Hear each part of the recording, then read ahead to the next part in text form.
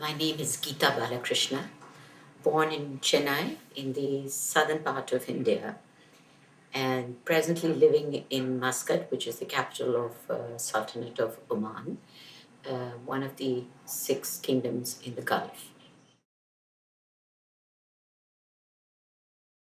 I was born into a Hindu family, and I continue to follow Hinduism, not merely as a faith, but more as a way of life.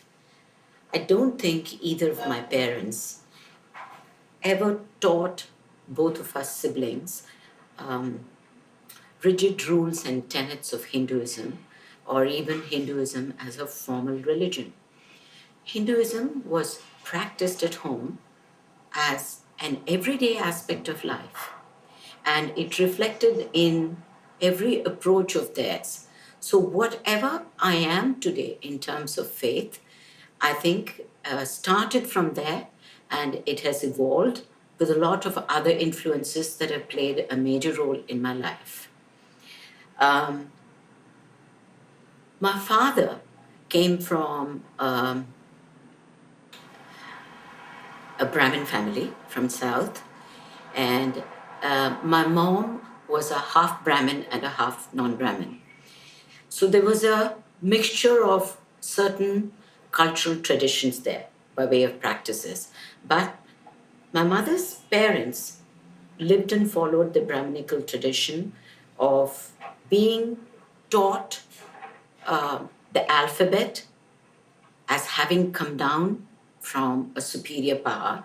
And that is the way I was introduced into learning to begin with, when I was taught the alphabet, which is my own linguistic alphabet. And thereafter, um, it's been a flux of influences that has made me into what I am. I was put into a convent school. So, right from childhood, there was this very big influence of Christian faith, singing carols, I remember, for every Christmas. And I'm going to a little chapel that was there in the convent and praying there every day. And I don't think it in any way deterred the way I prayed. My mom never made me come and sit down and say, hey, listen, you got to sit down and you got to follow what I'm telling you to do. No, never. So, all the incantations and the slokas that I today repeat or say to myself, or when I sit down and pray, what I say, are those that I have absorbed inadvertently. And thereafter, my younger brother, who um, who was a nuclear physicist, moved over from the world of science into the realm of spiritualism. And I think my mother played a very big role for both of us in that aspect, because she was a great believer and follower of Krishnamurti, whom you might have heard of. So from childhood, you can see the influences that I've had.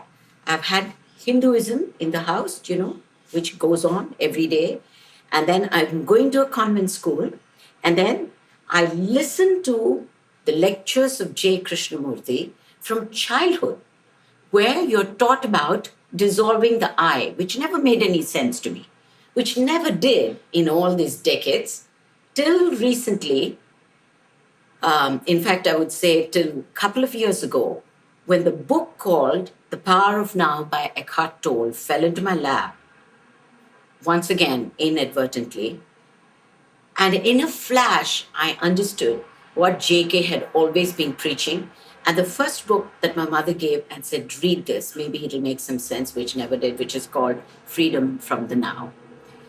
So my faith today is perhaps being impacted by all of this, Daniel. And I've come to believe in the power which is within me more than anything else. And if I do not have that power, then I will never be able to fathom, understand, feel, experience what God is about. What is your earliest memory of feeling connected to a power greater than yourself? Strange that you should ask that question, but once again, this has nothing to do, as I say, with whatever faith I was born in. Every year when I was in school, we used to have a beautiful ceremony called the candlelight ceremony, where the entire school would be clad in white, and it was done after sunset. And every one of us carried a candle which was put in a square piece of thin ply to be held in position. And we would carry this piece of candle, and each one of us, there were 2, 3 cisterns that were there, water cisterns in the garden of the school, and we would let them float there.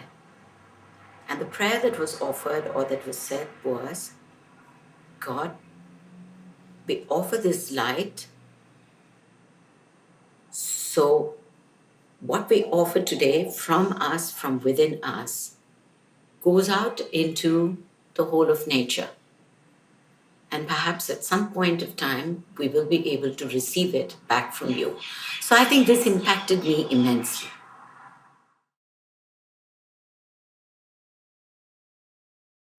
I think this happened after I became a mom, and my child was very unwell, extremely sick, and this was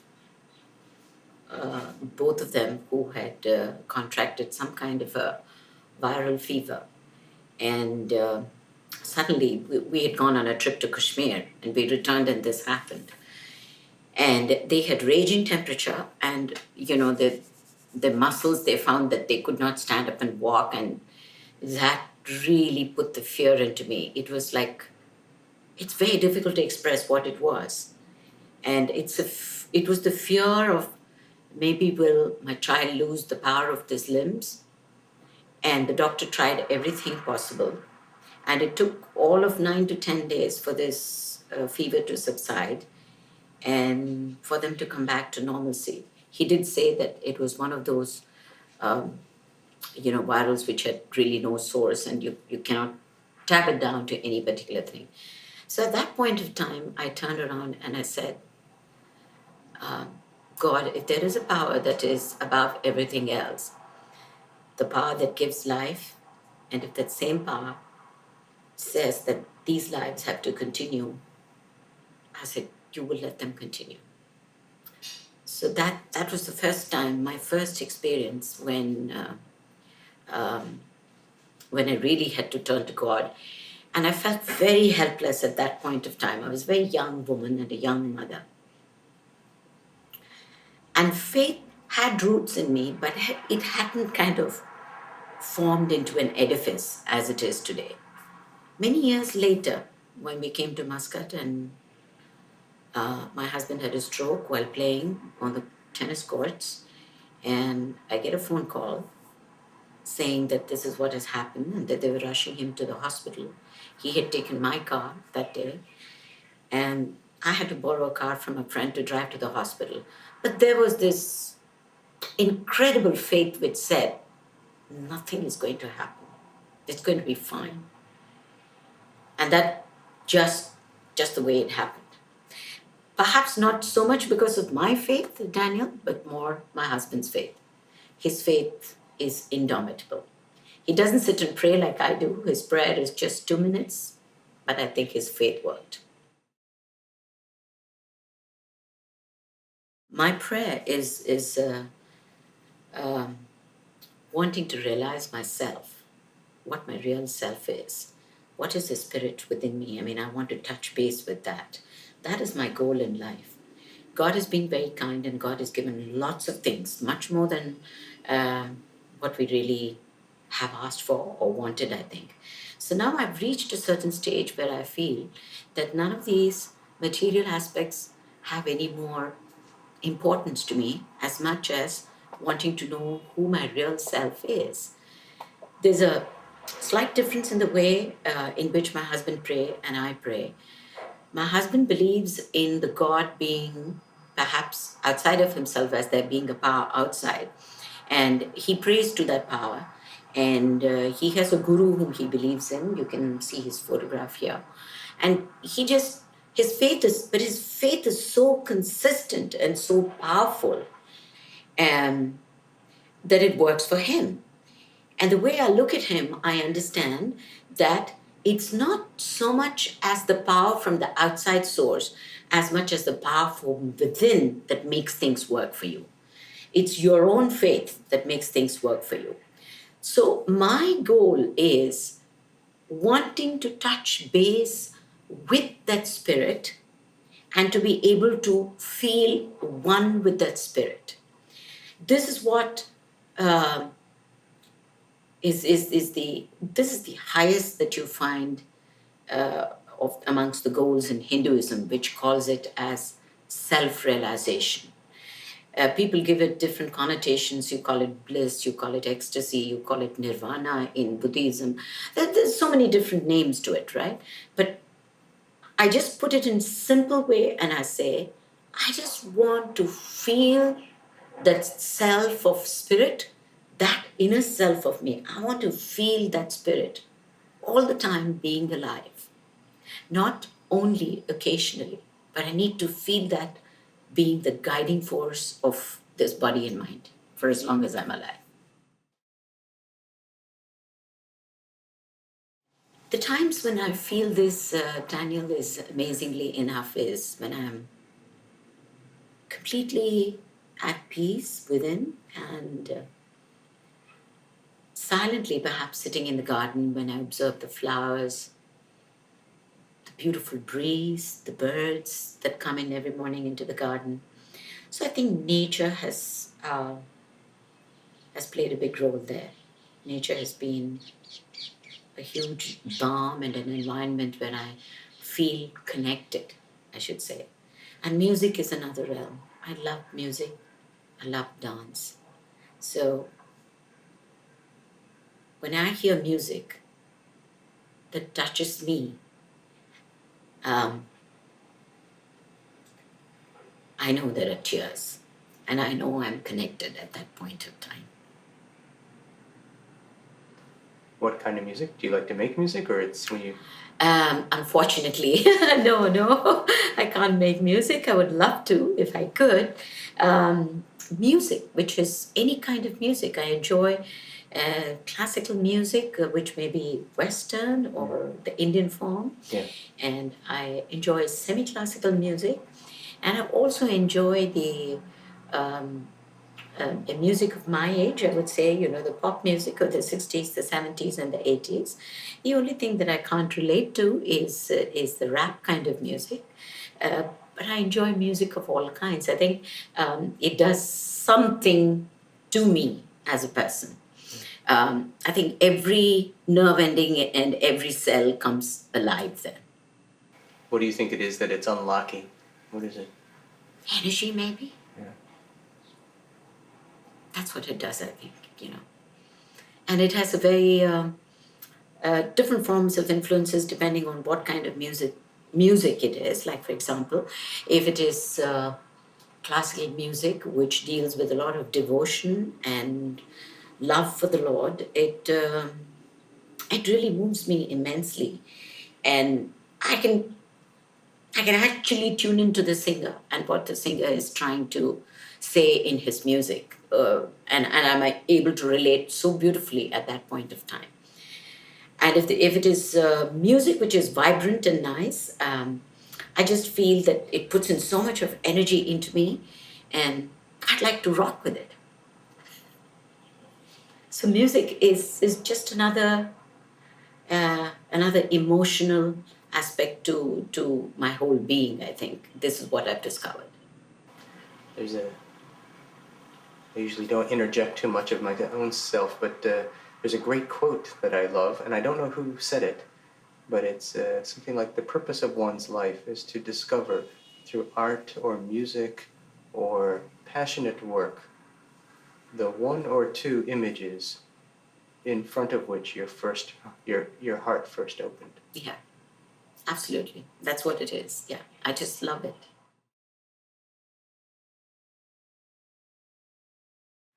In addition to the Hindu influences, some of your more recent influences. You said the book by Eckhart Tolle Told, yeah. had a big impact. What was that? Um, What was the message that impacted you? the message that impacted me so much was uh, is the potency that and the power that there is in living in the now. And I realized that as most human beings are, I think we are victims of our own thoughts. In the sense, I don't mean it in a negative way, but I know for a fact that the thought process is such within you that it's constantly running from your past into the future. It's either delving into memory of the past or projecting images of the future. So much so that the joy and the beauty of the now is completely robbed. So I really truly understood reading Eckhart Tolle that this is what JK meant when he said, surrender to the now.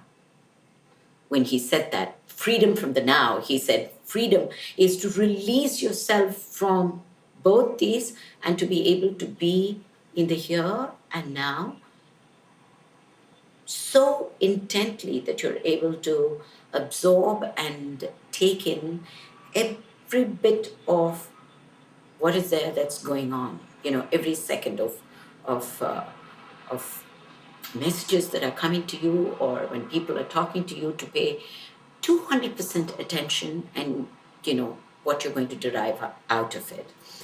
And the other thing that Eckhart had said in his book was he said you could do it. There are different ways by which you could do it.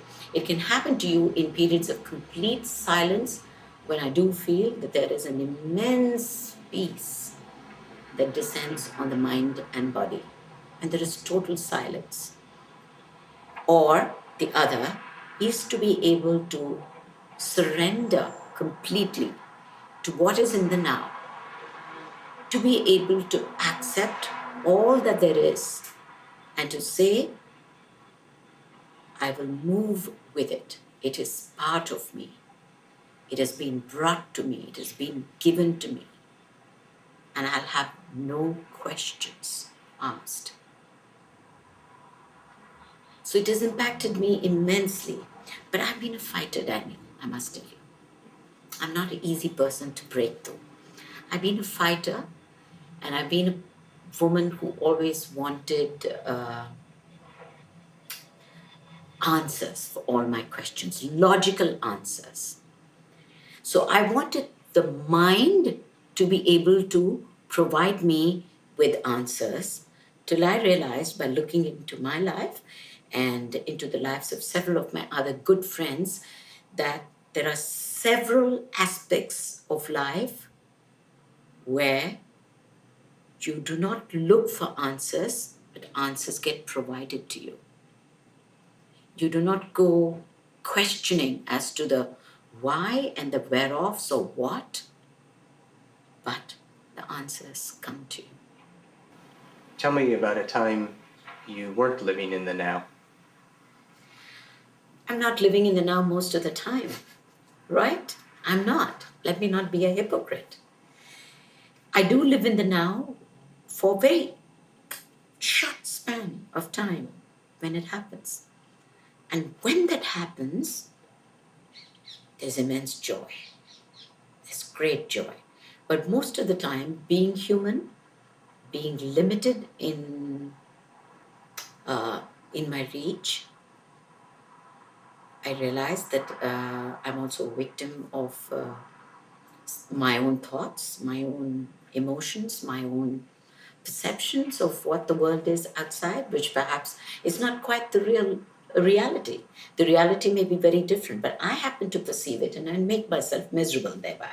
So it's been a battle, believe me, it's been a battle. But I am at it and I'm not going to give it up till I fully understand what this I within me is all about. And here, my mom, who lived a life of surrender and patience and sacrifice, my brother today, who has been more of my mentor, although he's younger to me, who's been a guide and who's been pretty ruthless in his handling, when I go the wrong way, when I think in the wrong way. So these influences have been working on me, and every now and then I feel there is a need for me to sit and evaluate and find out, hey, where are you heading? What is it that you're looking for? Is this what you want? What is your goal? So I need to do this every now and then so that I don't end up being a pretentious and a runaway seeker.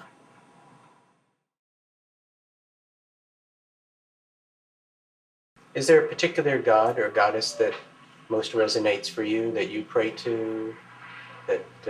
Lest you should think me to be a feminist, Daniel, I'd like to say that Hinduism speaks about Shiva and Shakti and the fusion of the two. Shiva is represented by the male power and Shakti as represented by the female power, and how the fusion of two is responsible for life and creation itself. And the source of Hinduism goes back to eons, I think, where there was nothing that was written, but it came by word of mouth in the form of Vedas. When you kind of break up the word Veda, which means knowledge, Vid means to know. And this was passed down by sages or rishis or seers of knowledge who just took this knowledge from creation. It's as old as creation itself. It existed. It's nothing new that was invented, nothing that was created, propounded and handed down to people. So it is evolved and moved from there over the centuries, I think. And today you find in Hinduism there are two main branches as such. One which is the Dvaita, which is the duality, the course which believes in the me and the other, and the Advaita, which means non-dualistic approach, which says you and me are one. So the spirit which is within me and the spirit which I worship as the God, which I see in the idol in the temple, and the spirit which is within every single living and non-living entity that goes to form creation, it's the same.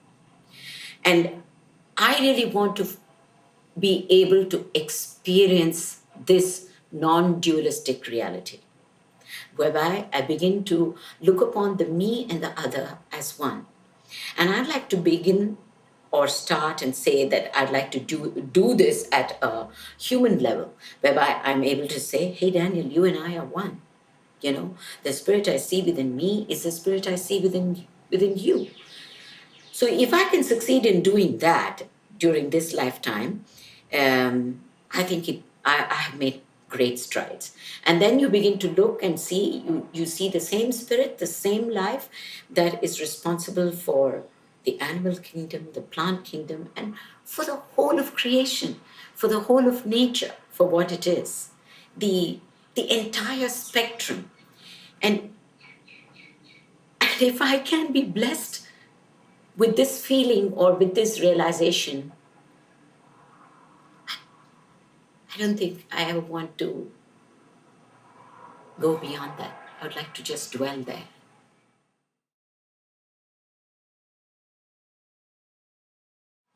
For life. If I was not born as a human, and if God had not given me this body and mind and the spirit within me, I do not know. I have no qualifications to say, or would I have the same yearning and the same desire to want to unravel this truth of humanity? I'm not sure. If I had been born as a cat or a dog or as a bird, would I still have the desire? I do not know. But I know, for one thing, that this is what I want to do, that when I experience the reality, I want to be able to fly like a free bird, fly up in the sky where there are no limits. There's no horizon. I just want to be in that space where there is no limitation, where there's no boundary. I just want to be that and be everything as well at the same time.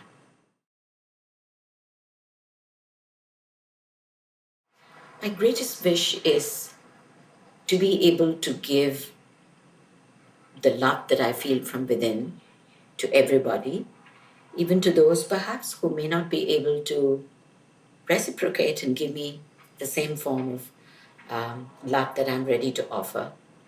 But I want to be able to break that. Right now, like I said, there are lots of limitations, there are lots of barriers, there are lots of hurdles that need to be crossed. Yeah, when there's no reciprocity, you want to withdraw. No, I do not want that to be something that's going to stop me. So I want to be able to give love to everybody around, and I want to be able to truly be that life which is within me. If I did not have that spirit within me, I don't think I would ever be able to experience God or creation or nature, whatever you may call. So I just want to merge with that to be able to experience the magnitude of what life is about.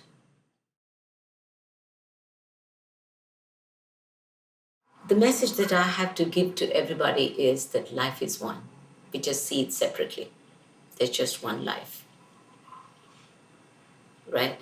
It's like the amoeba which splits itself and every little bit becomes into a. So we are just one. And I want to be able to reach that destination. I love people. I want to be known as a person who loves humanity, who loves creation, who loves nature, who loves everything about what life is about, everything that life has to offer. And I want to be able to give as much of myself as possible to every single individual that I come in touch with. 60 years have gone by, Daniel. It's been a long walk. It's taken me long strides to be able to reach this stage in my life that I feel this is the only thing that is important at this stage in my life. To be able to give without expectation of myself. And what comes to me is up to nature, up to Him. I want to be known as a lover of humanity.